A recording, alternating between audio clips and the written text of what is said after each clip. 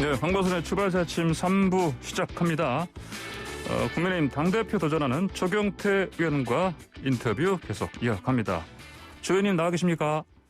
네, 조경태입니다. 네, 조경태 의원님, 아까 이준석 전 최고위원, 사실은, 언론 보도에서만 좀 이렇게 좀 많이, 좀 나오지, 사실은 민심에서는 잡히는 게 좀 별로 없다, 허수다, 이렇게 평가하셨는데, 그러면 당대표로 실제로 당선될 가능성까지는 거의 없다, 이렇게 보시는 겁니까? 그러면? 글쎄, 허수라는 표현보다는요.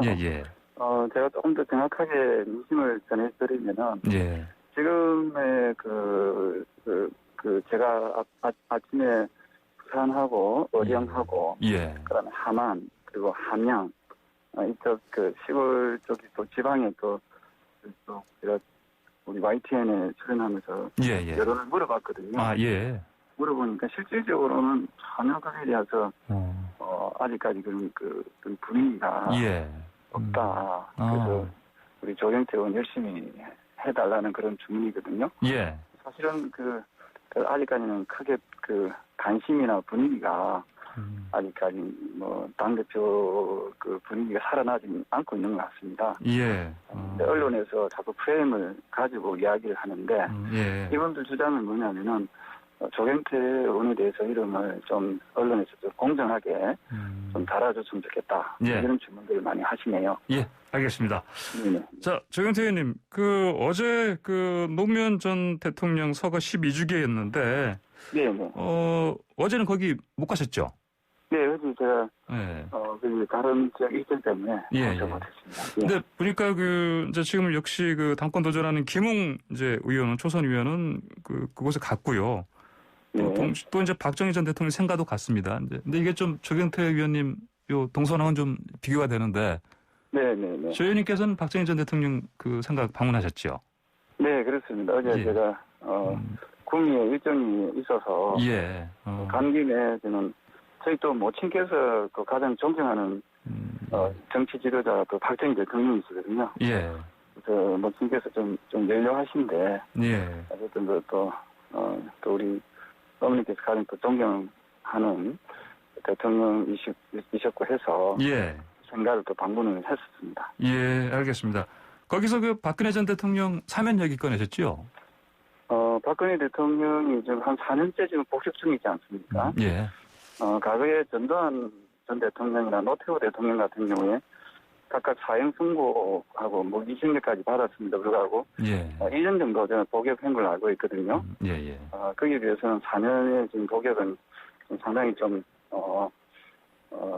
어찌 보면은 좀 길게 좀 살고 계시는 거 아닌가. 이런 생각이 들어서 국민 통합적 차원에서 봤을 때. 저는 박근혜 대통령이 석방되는 것이 저는 바람직하지 않느냐. 그래서 제가 당대표가 되면은. 그 부분에 대해서 좀 더 집중적으로.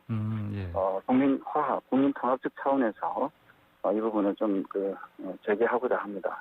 만약에 당대표 되신다면은 올해 안에는 이 문제를 좀 해결하시겠다 이런 네, 사실은 가능하면은 국민 통합적인 차원에서 저는 지난번에 이낙연 전 대표도 사면 얘기가 나오지 않았습니까?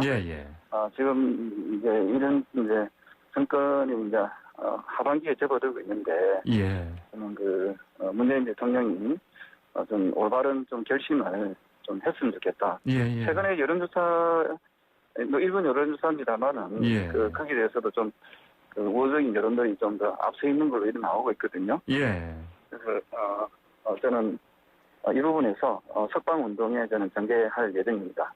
석방운동을 전개하시겠다는 말씀이죠. 네네. 알겠습니다. 자, 조 의원님 오늘 말씀 여기까지 듣겠습니다. 고맙습니다. 네, 감사합니다. 네, 감사합니다. 지금까지 국민의힘 당대표 도전하는 조경태 의원과 인터뷰 나눴습니다. 네, 자 이번에는요 이 시각에 가장 많은 관심 받는 뉴스, 그래서 만관뉴 시간. 자, 만관아 이현웅 아나운서 함께합니다. 안녕하십니까? 예, 안녕하십니까, 이현웅입니다. 많은 관심 받는 아나운서 만관아. 감사합니다. 만관뉴 첫 번째 뭡니까? 어린이 보호구역에서의 사고를 줄이기 위해서 만들어진 법이 있죠. 이른바 민식이법인데 이게 아이들 사이에서 민식이법 놀이로 통하면서 악용되고 있어서 문제라는 소식 준비했습니다. 놀이요? 예. 이게 어떻게 된 거냐면 아이들이 주정차 되어 있는 차 뒤나 아니면 벽이나 기둥 같은 뒤에 숨어 있다가 차량이 다가오면 갑자기 튀어나가서 이제 사고를 유발하는 행동을 하는 겁니다. 인터넷에 민식이법 놀이라고 검색만 해보더라도 꽤 많은 영상을 확인할 수 있는데요. 대부분이 사고를 낼 뻔한 차량이나 맞은편 차량이 목격한 그 블랙박스 영상을 올려두고 있습니다. 아, 그래요? 예. 이게 그러라고 만든 법이 아닌데 영상 본 분들 반응이 좀 어떻습니까? 일단은 말씀하신 대로 법의 취지와 맞지 않는 행동에 좀 안타까움을 나타냈고요. 이런 고의 사고에 대한 법 개정이 있어야만 아이들의 위험한 놀이를 멈출 수 있다. 뭐 이런 반응도 있었습니다. 가정에서의 안전교육을 강조하는 반응도 있었고요. 그리고 또 개인적으로 가장 공감됐던 것 중에 하나가 이 어린이 보호구역 내에 불법 주정차만 철저하게 막더라도 이런 것들을 대부분 해결할 수 있다. 뭐 이런 댓글도 있었습니다. 그러니까요. 이제 민식이법 취지에 맞춘다면 일단 기본적으로 그런 학교 주변 같은데 그 불법 주정차 하면 안 되죠. 그렇죠. 아이들이 숨어 있다가 튀어나가는 게 보통 문제가 되는데 그러니까요. 그 숨을 공간을 좀 많이 없애는 게 좀 중요할 것 같고요. 그다음에 뭐 말한 대로 이런 고의 사고에 대해서는 조금 법 개정도 필요한 부분이 있지 않을까 생각해 봅니다. 알겠습니다. 자, 다음 망관류 뭡니까? 어제 전해진 다소 황당한 사건 소식인데요. 한 여성이 지인의 성관계 소리를 몰래 녹음해서 협박한 혐의로 집행유예를 선고받은 일이 있었습니다. 그래요? 무슨 이런 일이 다 있죠?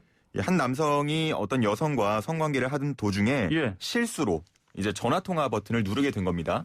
전화가 가고 있는지 몰랐던 거죠. 근데 이때 전화를 받은 여성 A씨가 휴대전화 너머로 들려오는 소리를 모두 녹음을 했습니다. 그리고는 한 달 뒤쯤 그 남성을 만나서 열흘 안에 10억을 준비해와라 이렇게 협박을 한 겁니다. 10억이요? 만약에 뭐 돈을 가지고 오지 않으면 해당 녹음 파일을 가족과 사위 등에게 넘길 것이다. 이렇게 협박을 한 건데요. 이 남성이 이제 정상적인 아마 관계는 아니었던 것 같습니다. 1,000만 원을 준비해서 가져갔어요. 그래서 이 돈으로 무마를 하자 이런 식으로 이제 협상에 들어갔는데 이 여성은 재차 10억을 가지고 오라고 협박을 이어갔습니다. 그래요? 그러다가 이게 좀 금액이 컸다고 생각을 했는지 한 달 뒤쯤에는 1억을 가지고 와서 녹음 파일을 가지고 가라. 그러지 않으면 엄청난 화가 미칠 것이다 라면서 계속해서 협박을 이어갔습니다. 그럼 이제 이 남성 협박 받다가 그럼 참지 못하고 그냥 신고해버렸겠네요? 뭐 참지 못한 것도 있을 것이고요. 일단 좀 터무니없는 금액이다 보니까 그런 부분에 있어서 이제 법정 다툼까지 가게 됐습니다. 결국 공갈 미수 혐의로 넘겨진 여성 A씨는 징역 10개월의 집행유예 2년이 선고됐고요. 범행을 인정하고 피해자와 합의한 점, 동종 전력이 없는 점 등을 고려했다고 하는데 피해자와 합의했다라는 얘기가 나오는데 어떻게 합의가 된 건지는 알려진 바는 없습니다. 그래요? 10억 요구했다가 합의했다. 알겠습니다. 누리꾼들 뭐라고 합니까? 일단은 뭐 해당 남성 그리고 협박한 여성 둘 모두를 지적하는 반응이 많습니다. 뭐 남자는 아무래도 좀 부적절한 관계였으니까 그런 협박을 당했고 또 1,000만 원이란 돈을 건네기도 했던 걸 거 아니에요. 그래서 그 부분에 대한 질타가 많았고요. 또 여성에게는 뭐 약간 이거는 이제 웃지 못할 좀 지적이긴 한데 아우 연예인들한테도 10억까지는 요구 안 한다. 그런 그래요. 얘기도 있었습니다. 그래요. 알겠습니다. 자, 다음은 이거 좀 끔찍한 사건인데. 맞습니다. 얼마 며칠 전이었어요. 남양주에서 끔찍한 사고가 하나 발생했습니다. 한 50대 여성이 갑자기 달려든 개한테 목을 물려서 숨지는 일이 있었어요. 피를 흘리고 쓰러져 있는 모습을 인근 공장 직원이 발견해서 119에 신고를 했고요. 병원으로 옮겨졌지만 끝내 숨졌습니다. 아이고 참 안타까운 상황인데. 근데 이런 상황이 뭐 CCTV 같은 거 좀 잡혔습니까? 일단은 경찰이 CCTV를 확인을 했는데 이 개가 혼자 이제 농장 주변을 떠돌다가 이 목을 문 것으로 보입니다. 현장에 개 주인은 따로 안 보였던 것으로 보이고요. 그래요. 이 개는 대형견이었는데 몸 길이가 한 150cm에 그리고 무게가 30kg 정도 나갔다고 합니다. 그래요. 일단 감식을 마치고 나면 남양주시에 개를 넘겨서 안락사 등의 처리 방침을 정할 계획이라고 합니다. 그러니까요. 참 안타까운 이런 일이 자꾸 벌어지네요, 보니까. 그러니까요. 이게 이제 현장에는 개 주인이 없다고 하더라도 혹시나 주인이 놓친 개일 수도 있잖아요. 그럴 수 있죠. 그래서 이제 경찰은 실질적인 주인을 찾기 위해서 조사에 나선 상황인데요. 일단 인근에 개 사육장이 있었다고 합니다. 아마 불법 개 사육장인 것 같은데 조사를 벌였더니 자신이 기르던 개가 아니다라고 일단 말한 것으로 알려졌고요. 이 사건을 본 네티즌들은 이렇게 계속해서 반복되는 개와 관련한 사건 사고에 지적하는 목소리를 냈습니다. 동물 등록제를 더 더 엄격히 관리하고 그와 관련한 법을 강화할 것을 요구하는 목소리였습니다. 그래요. 알겠습니다. 자, 다음 안관유. 예, 최근에 일부 직원들의 땅 투기 의혹으로 큰 국민적 공분을 산 LH가 이제 조직 해체에 버금가는 대수술을 할 것으로 알려졌습니다. 그래요? 예. 2009년에 주택공사와 토지공사를 통합해서 만들어졌는데 많은 권한이 한 곳에 집중되다 보니까 이제 뭐 우리가 잘 알고 있다시피 이제 문제점도 많이 발생을 했죠. 그러다 보니까 이거를 역할별로 다시 나누자 이런 주장이 나오고 있는 겁니다. 다시 나눈다. 예. 뭐 좀 아이디어가 몇 가지가 있습니까? 일단 한 3-4가지 안을 두고 지금 협의에 들어간 것 같은데요. 뭐 주된 내용 알려진 바에 의하면 지주회사와 자회사를 분리하면서 관리 감독하게 만드는 그런 안이 지금 가장 얘기가 많이 나오고 있습니다. 그런데 이에 대한 문제 지적이 벌써부터 잇따르고 있습니다. 그러니까 이제는 원래 합친 건 대부분 다 경영 효율화 때문에 하는 건데 그렇죠. 다시 나누면 또 이게 경영 비효율화. 그렇죠. 같은 일을 이제 조직 슬림화를 위해서 통합을 했던 건데 계속 일이 또 겹치면서 경영 비효율이 발생할 수도 있고 또 이제 지주회사랑 자회사라고 하면 보통 우리가 이제 뭐 주식 같은 것들을 매개로 이제 관리 감독이 되는 거잖아요. 근데 이제 여기는 뭐 공기업이다 보니까 그런 건 없고 인사나 예산 같은 것들로 관리 감독이 들어갈 텐데 그런 걸로 이제 실질적인 관리가 되겠느냐 뭐 이런 주장도 있습니다. 그래요. 알겠습니다. 자, 오늘의 만관은 여기까지 듣겠습니다. 고맙습니다. 감사합니다. 네. 지금까지 이현웅 아나운서였습니다. 네, 이번엔 이제 아침에 커피 한 잔에 감칠맛 나는 시럽 한 스푼 같은 달콤 쌉쌀한 정치 분석 함께하는 시간입니다. 자, 여의도 시럽자들입니다. 두 분 소개해드립니다. 먼저 박수현 전 청와대 대변인 전화로 연결합니다. 안녕하십니까? 네, 안녕하세요. 박수현입니다. 네, 반갑습니다. 자, 그리고 김현아 국민의힘 비대위원 나오셨습니다. 안녕하십니까? 네, 안녕하십니까. 김연아입니다. 예, 자, 먼저 가장 지금 어젯밤에 늦게 그 문재인 대통령이 이제 방미 일정 마치고 귀국하셨는데, 자, 이번 한미 정상회담 성과 총평부터 좀 들어야겠습니다. 먼저 이거는 김연아 의원님부터 말씀해 주십시오. 네, 오늘 주요 일간지들을 보니까 모처럼 주요 언론이 한미 그 동맹과 관련된 특히 이번에 대통령 순방과 관련해서 일제히 성과를 인정하는 헤드라인을 뽑았습니다. 어느 정도 성과를 인정하는 분위기는 분명히 있는 것 같습니다. 그리고 과거보다 진일보, 특히 문재인 정권 들어서 시작된 한미 관계보다는 진일보된 성과가 있었다고 저도 인정합니다. 근데 이제 겨우 저는 제자리로 방향을 선회한 수준이라고 보여집니다. 그것은 문정부 출범 이후에 중국과 북한을 의식해서 한미 동맹과 한미 관계가 소십 발자국씩 저는 뒷걸음치는 부분이 많이 있었다고 보고 있고요. 이제야 겨우 그것이 제자리를 찾았다. 그래서 지금부터가 더 중요하다라고 생각합니다. 그래서 최고의 순방이니 최고의 회담이니 건국 이래 최대 성과니 하는 이런 자화자찬은 조금 자제할 필요가 있지 않을까. 지속적인 성과를 내기를 기대해 봅니다. 예, 성과는 냈지만 이제야 제자리 찾았다. 이런 평가하셨습니다. 박수현 전 대변인님 말씀해 주십시오. 예, 제가 그 문재인 정부의 청와대 첫 대변인이었고요. 그 2017년에 취임하자마자 그 북핵 그다음에 북한 미사일 도발 위기가 최고조에 달했던 시기를 제가 직접 그 경험했고 청와대에서 그리고 그 시기에 있었던 한미 정상회담을 제가 참석하고 기록했던 사람 아니겠습니까? 그런 어떤 모든 경험들에 비추어서 이번 그 한미 정상회담의 성과는 김연아 의원님께서 또 자화자찬한다라고 또 비판하실지 모르지만 이미 하셨지만 역대급이라 해도 과언이 아니다 이런 생각이 들고요. 그다음에 이 역대급은 문재인 정권을 위해서가 아니라 우리 국민과 대한민국을 위해서 유익한 일이기 때문에 더 역대급이면 어떻습니까? 그래 참 잘된 일이다 생각이 들고요.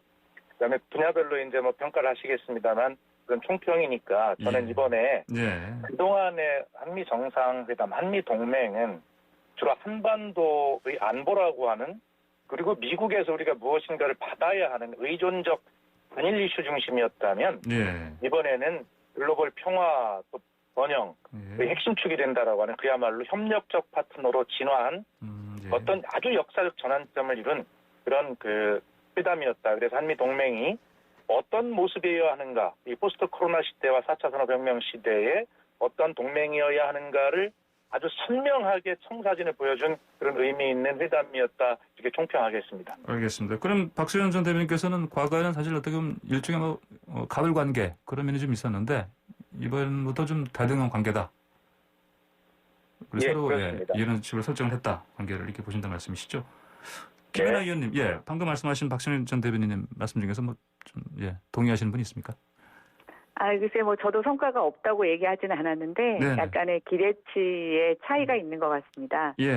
저는 외교관계에서 글쎄, 가불이라고 관계 짓기에는 미국과 우리의 어떤 인구 규모나 경제 규모가 사이즈가 굉장히 차이가 나지 않습니까? 예전에는 무상으로 받을 수 있었던 것을 이제는 대가를 치러야 한다는 걸로 들리는데요. 과연 그게 어떤 미국과 우리의 경제 규모나 국가 사이즈로 봤을 때 동등한 위치에 서는 것이 꼭 이익만 있을지는 조금 더 계산기를 두들겨 봐야 할 것 같습니다. 알겠습니다.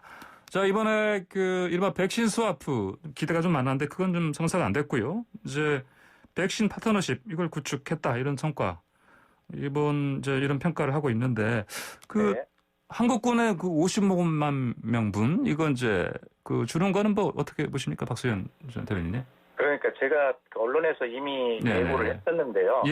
한미 정상회담이 끝나면 우리 야당을 중심으로 보수 언론은 왜 한미 스와프에 이르지 못했냐라고 하는 프레임으로 평가를 할 거다 이미 예상을 했거든요.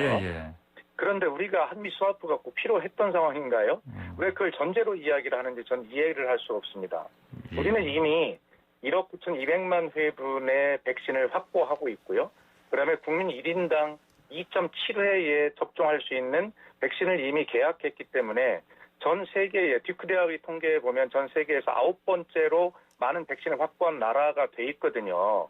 그리고 방역에 성공한 선진국이기 때문에 어떤 미국으로부터 백신 지원을 받는다는 건 애초부터 불가능한 구상이죠. 그런데 왜 백신 스와프를 전제를 해놓고 필요 없는 스와프를 전제해놓고 왜 그것이 안 됐다라고 평가를 하는지 저는 이해를 할 수가 없고요. 다만 이번에 새로 된 것이 더 중요한 것이 뭐냐면 이 백신 글로벌 파트너십의 확립이라고 하는 것은요. 세계 1위의 백신 제조 국가와 세계 2위의 백신 생산 능력을 가진 대한민국이 협력을 한 것이거든요. 그리고 이것은 앞으로 코로나 팬데믹뿐만 아니라 새로운 감염병의 발생 창궐이라고 하는 것이 예상되는 측면에서 보면 전 지구적인 이 백신 공공재라고 하는 것의 확보와 확산, 배급이 훨씬 커졌다는 전 지구적 역량을 키운 그런 한미 간에 굉장히 중요한 의미를 갖거든요. 그런데 이것을 두 번째로 놓고 백신 스와프, 이 문제, 그리고 왜 55만 명분 장병밖에 못 받아왔냐라고 하는 이러한 어떤 평가는 어떤 것들이 우리 백신 현재 상황, 방역 상황을 제대로 전제하지 않은 그런 상황에서 하시는 말씀이고, 다시 한번 정리하면 이번 파트너십의 구축은 전 지구적인 역량을 한미 두 나라가 한껏 끌어올린 전 지구촌의 희망과 같은 그런 소식입니다. 알겠습니다. 김연아 의원님 평가 주십시오. 네, 저는 이 백신 파트너십과 관련돼서 한국군 55만 명분의 백신을 확보한 것에 대해서 한국과 미국이 친구는 맞지만 베프는 아니었구나라는 것을 확인시켜주는 아주 중요한 대목이라고 생각합니다. 없는 것보다 낫죠. 그러나 한국군 55만 명분 정도 확보는 백신, 지금 박수현 전 의원님은 저희가 백신을 충분히 확보했다고 얘기하시지만 저는 절대로 현장에서 그렇지 않습니다. 저희가 지금 많이 확보한 아스트라제네카 같은 경우에는 노쇼가 굉장히 많이 일어나고 있습니다. 그래서 뭔가 화이자와 모더나를 맞고 싶어하는 국민들의 열망이 많이 있고요. 그래서 현장에서는 사실상 지역별로 보면은 백신이 많이 부족하고 수급에 불균형이 있는 것이 맞습니다. 그래서 저는 미국에서 생산하는 화이자나 모더나 백신에 대해서 조금 더 우리가 충분히 확보한다라고 하면 우리한테 나쁠 게 없습니다.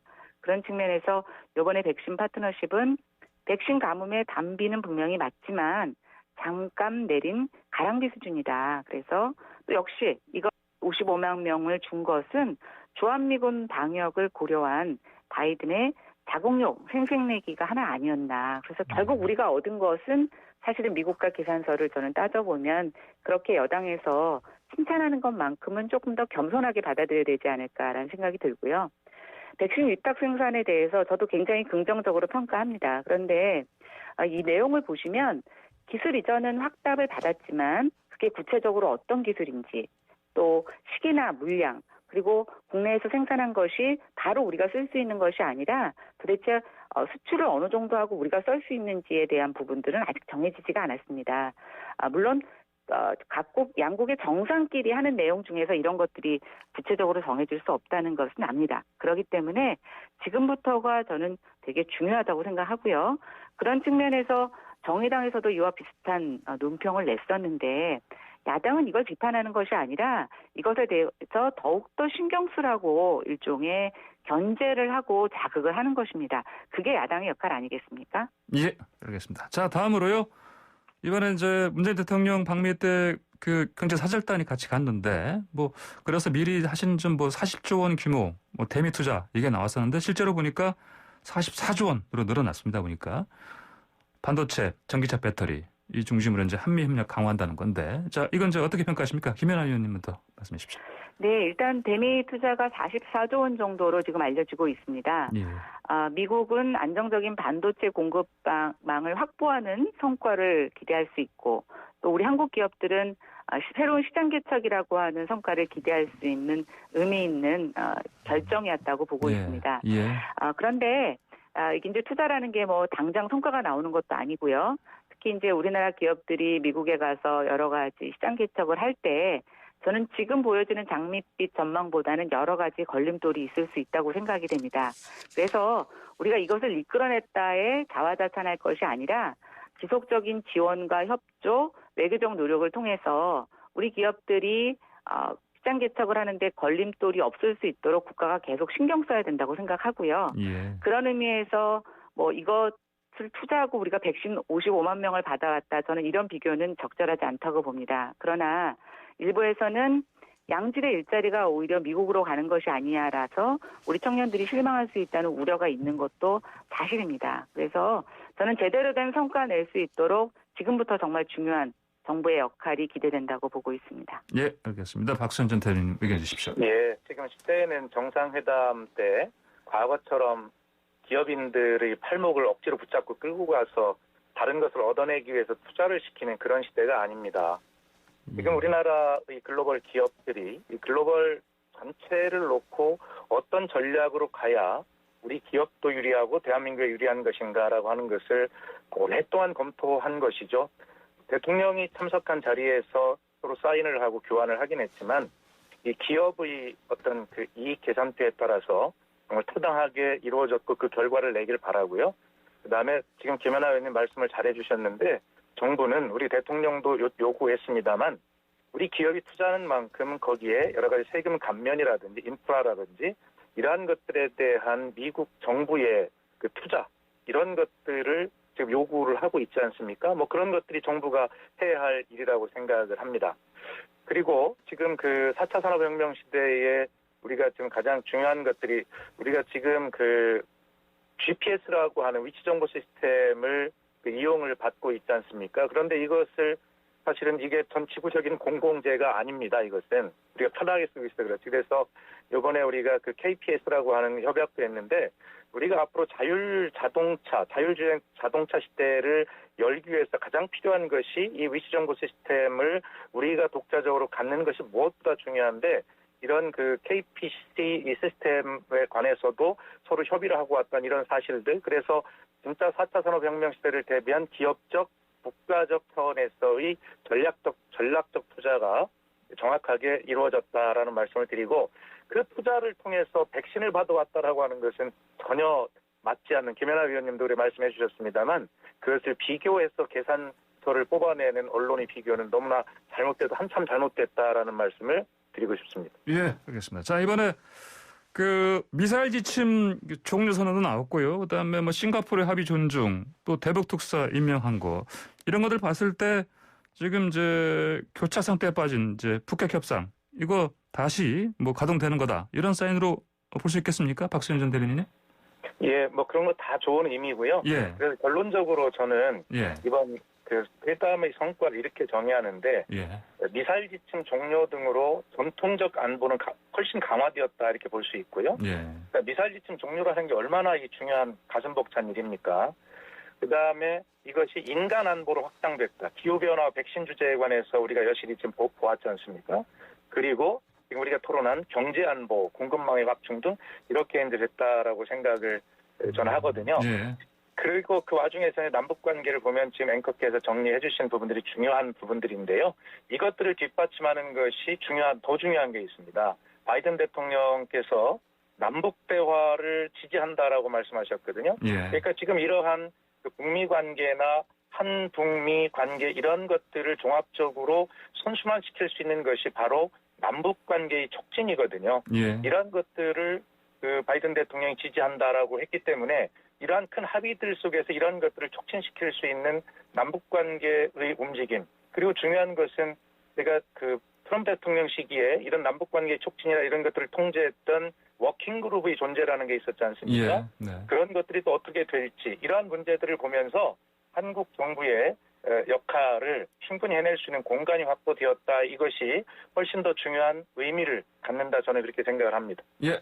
네, 지금 방송선의 출발새 아침 여의도 실업자들 박수현 전 청와대 대변인과 김현아 국민의힘 비대위원과 함께 토론하고 있습니다. 유튜브에서 보이는 라디오 함께할 수 있고요. 방송 중 의견 주실 분들은요. 휴대전화 샵 0945번 50원 유료 문자 보내주시기 바랍니다. 자, 이번엔 김현아 의원님 의견 드려야겠습니다. 네, 일단 박수현 전 대변인께서 언급하신 부분은 중복해서 언급하지는 않겠습니다. 확실히 전 청와대 대변인까지 하셔서 그런지 신문에 나온 내용보다 더 많이 알고 계셔서 제가 거기에 덧붙일 일은 없을 것 같고요. 또 제가 이제 언급하시지 않은 부분 중에서 조금 우려되는 부분들만 말씀드리자면 지금 800km로 제한된 한국군 미사일 사거리 제한이 풀렸는데 겉으로 보기에는 한국의 군사 주권을 회복한 것처럼 보이지만 이미 미사일 쪽은 초음속 미사일 개발 등으로 사거리 경쟁이 끝난 상황이라고 전문가들은 얘기를 하고 있습니다. 그런 상태에서 오히려 미사일 정밀도나 속도 경쟁이 필요한 협조 사항을 얻어내는 게 실익이 있지 않았을까.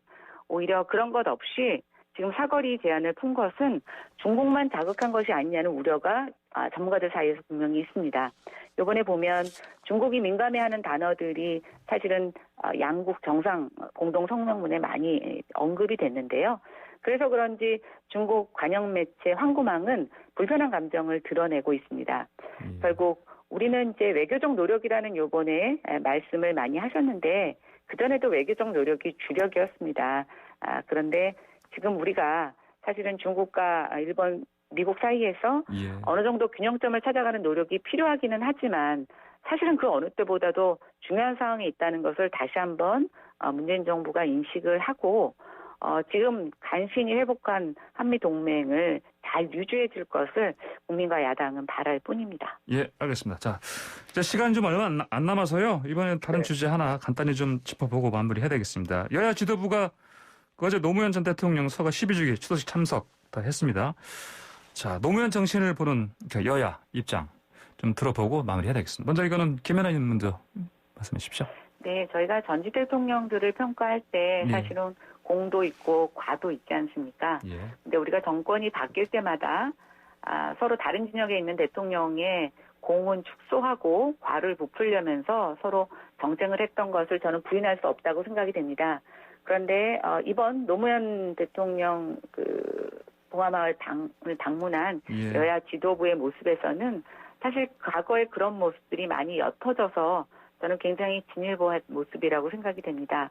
특히 야당에서는 노무현 대통령의 통합과 실용 정신을 많이 계승하고 싶다라는 것을 강조했는데요. 저는 이 부분이 사실은 지금 여야가 굉장히 극한 대립으로 갔던 지난 20대 국회와 21대 전반기 국회의 모습에서 한번 곱씹어 보아야 할 문제라고 생각을 합니다. 특히 지금 민주당은 노무현 정신을 계승했다고 하는 그런 캐치프레이즈를 걸고 시작한 정권입니다. 그런 부분에 있어서 이런 통합과 실용 굉장히 저는 실천해 주셨으면 하는 바람 갖고 있고요. 또 사실 노무현 대통령의 안타까운 죽음 그 과정에서 누구도 탓하지 말라고 하셨던 그 메시지 결국은 저는 문재인 정권이 그것을 실천하는 일이 노무현 정신의 계승이라고 보여집니다. 알겠습니다. 네, 이번에 박수현 전 대변인님. 네, 짧게 말씀을 드리면 미사일 주권과 관련한 김연아 의원님 말씀 한 말씀 더 붙이면요. 중국이 이 문제에 민감하게 생각했으면 이미 2017년에 사거리 800km로 했을 때 이미 민감하게 반응했을 문제고요. 중국은 여기에 전혀 관여하거나 관심 없다는 말씀 드리고 그것은 우리 주권입니다. 그리고 이것은 안보 관련이 아니라요. 그걸 넘어서 우리가 우주로 진출하기 위한 고체 연료 사용을 확보나 이런 것들과 관련해서 논평을 좀 잘 봐주시길 바라고 의미를 부여해 주셨으면 좋겠습니다. 그리고 노무현 정신과 관련해서 저희는 사람 사는 세상을 이야기했고 그것을 만들기 위한 국민의 눈높이에 민주당의 높이가 맞아야 되는데 그걸 하지 못해서 많이 혼이 났습니다. 국민의 눈높이에 있는 것이 아니라 국민의 가슴과 심장 속에 그 눈높이가 있다고 생각을 합니다. 그런 국민의 눈높이에 맞추기 위해서는 민주당이 더 허리를 숙여서 기울여서 국민의 가슴과 심장에 귀를 대야 한다고 생각합니다. 그런 자세로 야당과 협치하면서 국민의 가슴에 귀를 대는 그러한 자세로 노무현 정신을 실천해 나가고자 합니다. 예, 알겠습니다. 오늘의 여의도 실업자들 여기까지 말씀 듣고요. 마무리하겠습니다. 두 분 말씀 감사합니다. 네, 감사합니다. 네, 지금까지 김연아 국민의힘 비대위원 박수현 전 청와대 대변인과 함께했습니다. 네, 황보선의 출발사 아침 3분 맞추고 잠시 뒤 4부에 돌아오겠습니다. 황보선의 출발사 아침 4부 시작합니다. 이틀 뒤 26일 열리는 김호수 검찰총장 후보자 인사청문회 앞두고 여야의 전운 고조되고 있습니다. 인사청문회 법적 절차 그리고 청문회에서 격돌 예상되는 쟁점에 관해서 법적 분석을 해보겠습니다. 구자룡 변호사, 안녕하십니까? 네, 안녕하세요. 구자룡 변호사입니다. 예. 자, 먼저 그 인사청문회 법적인 절차부터 좀 살펴볼까요? 검찰총장도 그 인사청문회 결과 상관없이 대통령 임명 강행은 할 수 있는 거죠? 네, 맞습니다. 검찰총장은 국무총리와는 달리 국회 동의가 필요 없고 인사청문 보고서가 채택되지 않더라도 대통령 임명을 강행할 수 있습니다. 게다가 더불어민주당이 180석 가까이 점하고 있어서 인사청문 보고서를 단독으로 채택할 수 있기도 합니다. 그래서 민주당 단독으로 인사청문 보고서를 채택해서 대통령 임명하는 방식도 가능하고 또 국회에서 인사청문 보고서가 채택되지 않더라도 대통령이 10일 이내의 시한을 정해서 재송부 요청한 뒤에 그 시한이 지나면 그냥 임명을 바로 할 수도 있습니다. 예, 알겠습니다.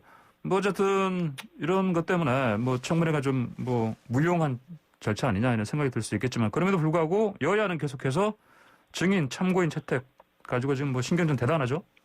네, 맞습니다. 증인 참고인 채택에 상당한 신경전이 있었습니다. 국민의힘은 증인 20명, 참고인 4명 요구했고 반면 더불어민주당은 야당 요구 모두 거부하고 증인은 0명, 참고인 2명만 부르는 것으로 단독으로 결정을 했습니다.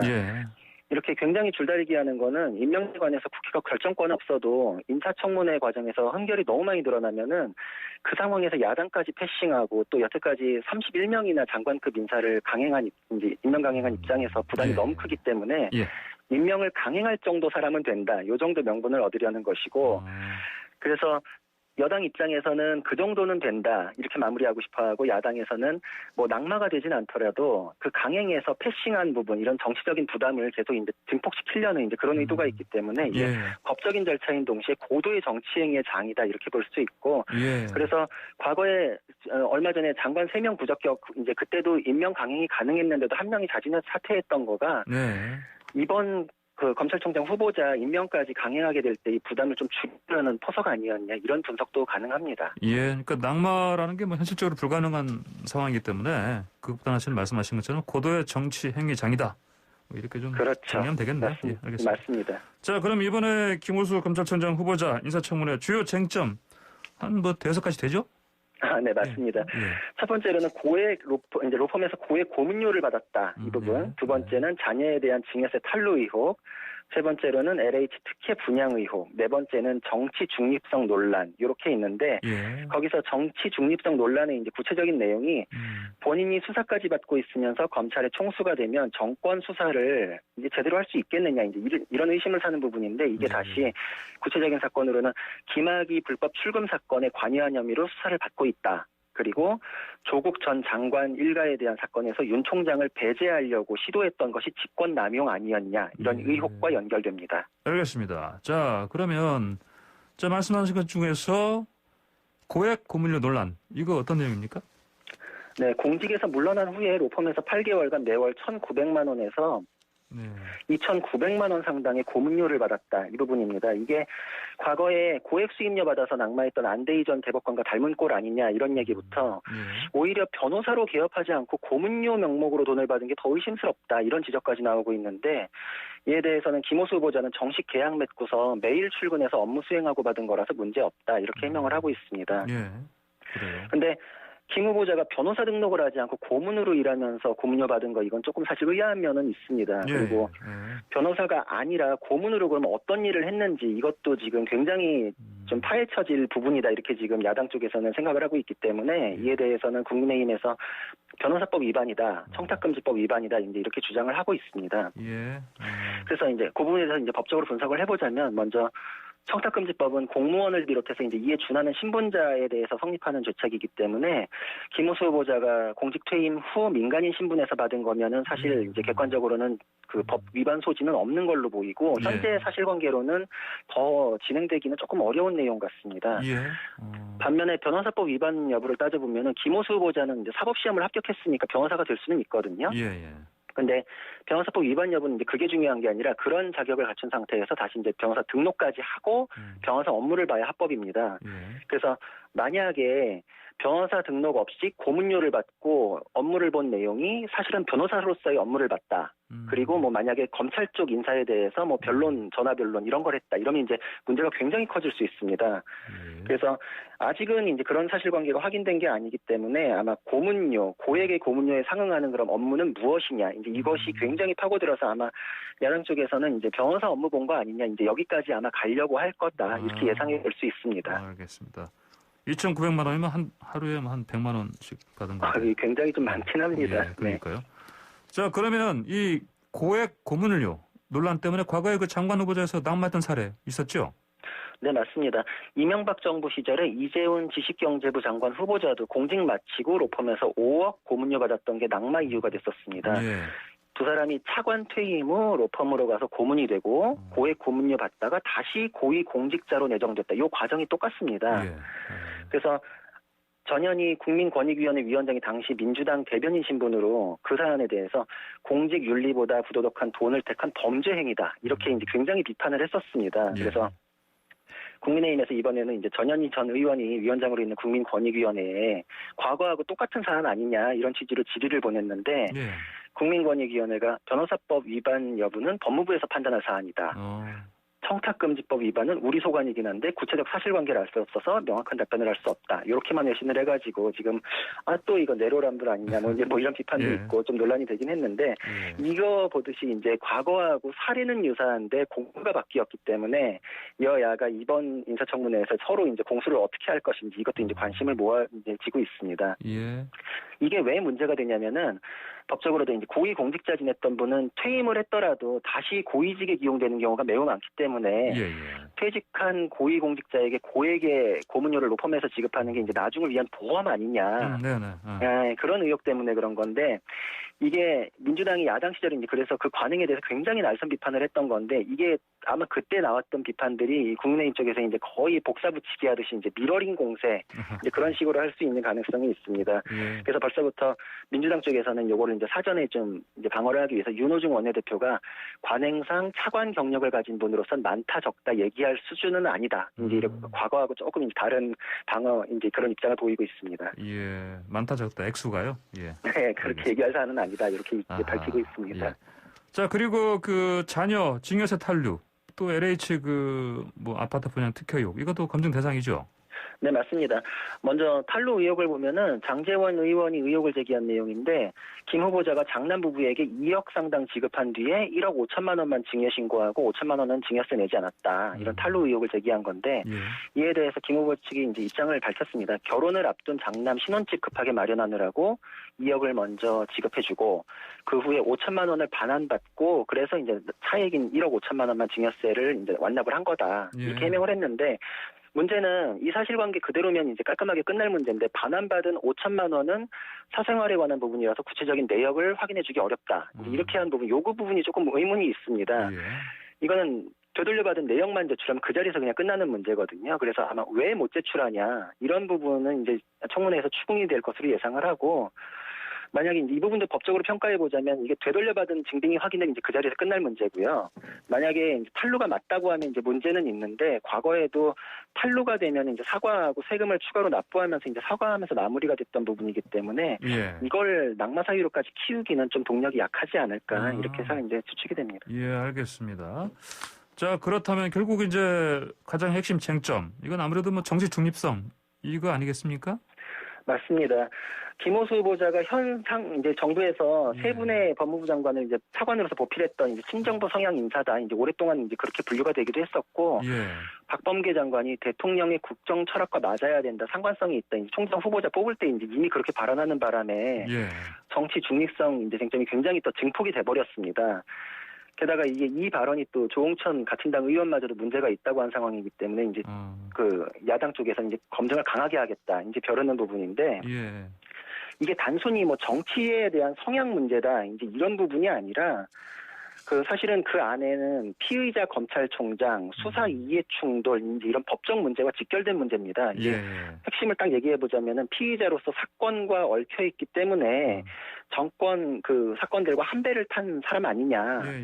그래서 이거는 정치 편향성이라는 두루뭉술한 정치 성향에 대한 이의 제기가 아니라 편향적으로 행동할 수밖에 없는 객관적인 문제 상황이 있지 않느냐. 이 법적 문제라서 아마 구체적인 사건을 거론하면서 굉장히 치열한 공방이 예상됩니다. 구체적인 사건이라면 저거죠. 그러니까 김학의 전 차관 불법 출국 금지 의혹 사건 이거죠?